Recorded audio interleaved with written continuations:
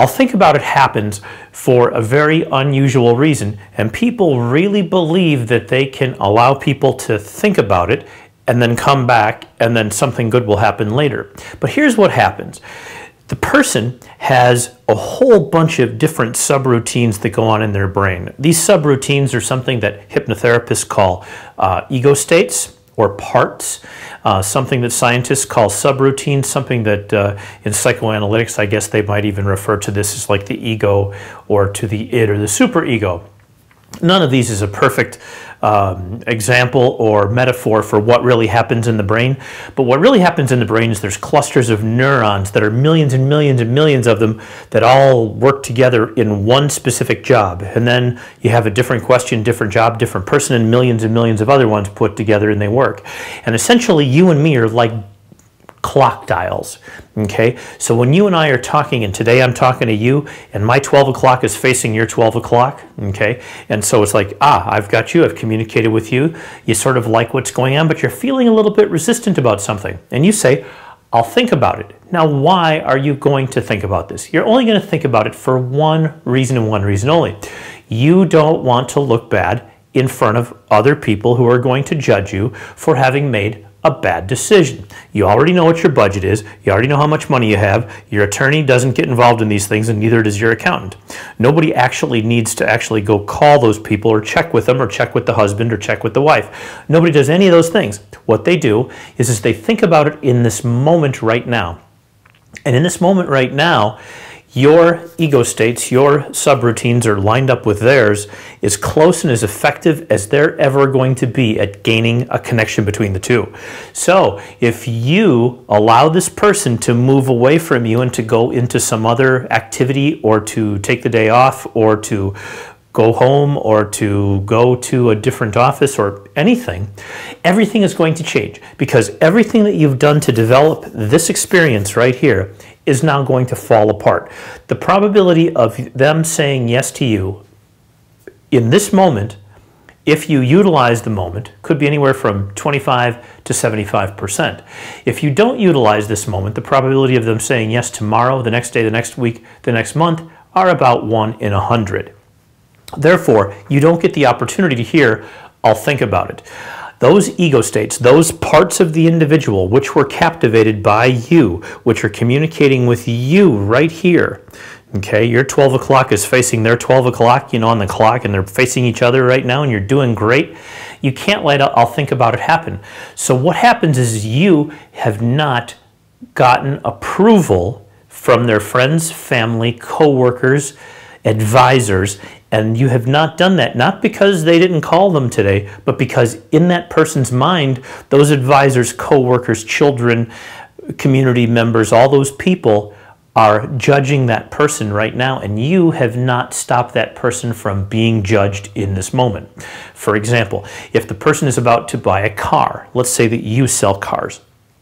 So you're thinking you want a nice new Honda Accord, something along those lines perhaps, and so you're going to just about ready to buy it, but then you think, oh geez, but a lot of people in the neighborhood have like VWs, or they have BMWs, or they have Lexus, or maybe something different that's nicer than a Honda Accord, and you're thinking, geez, maybe I shouldn't just buy that. You at that exact moment, because you know that this is an issue, you don't have to wonder whether or not the person is going to think about it. They will think about it unless they tell you that this is going to make them look good in front of their peer group that they have to have support them in the decision. Now, they're not going to call all of their best friends or all of their coworkers or all of their, people at the office or their husband or their attorney. They're not going to make that phone call. So you need to elicit that and say, so let me ask you a question. You're sitting here driving a new Accord. What do you think? How does everybody else in the neighborhood feel about it? Person says, well, what do I care what anybody in the neighborhood feels about it? I'll drive whatever I want to do. Perfect. Right? That's ideal, right? So we'll accept that as a perfect answer. That's a yes. The signature is on the paper. It's done. The person will say, gosh, I don't know. They probably, I don't know. Gosh, most of the people in my neighborhood, they drive really super nice cars. So you say, well, you would then say, so wouldn't you want to buy something that's a little nicer, or does it matter? And you have to get them into absolutely not no way. and they're very strong. Their 12 o'clock is now a strong 12 o'clock facing your 12 o'clock.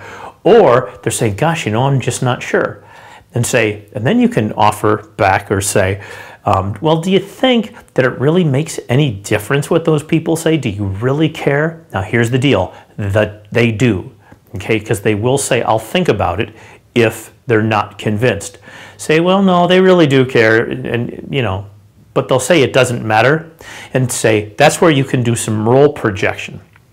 So role projection looks like this.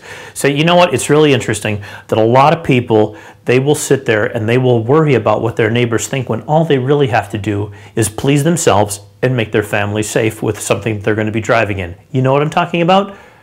They'll either say yes or no, at which case you have a sale. But you have to make sure that you go through the process of getting the approval of those people over there, the spectators in their brain, or you will hear, well, you're not going to hear no. You'll never hear no.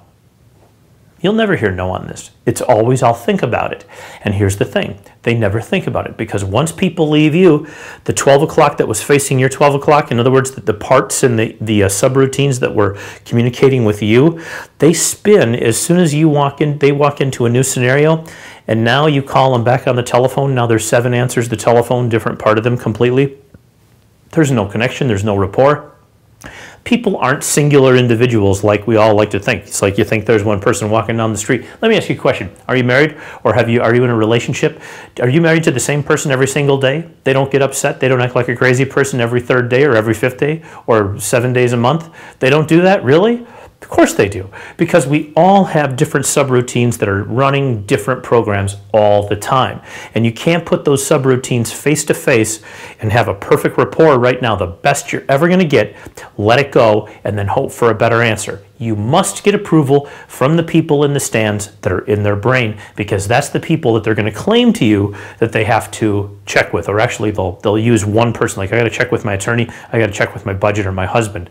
But all that is code for is all the people that they have to answer to in their brain as to how they'll feel when they make, say, the purchase, or whether or not the person decides to go out with you, or any of those kind of options. So that's the deal, guys. So you should never hear I think about it, because all you have to do is appease the audience in the brain, and you will have gotten to yes. Have a great day. I'll see you here next time.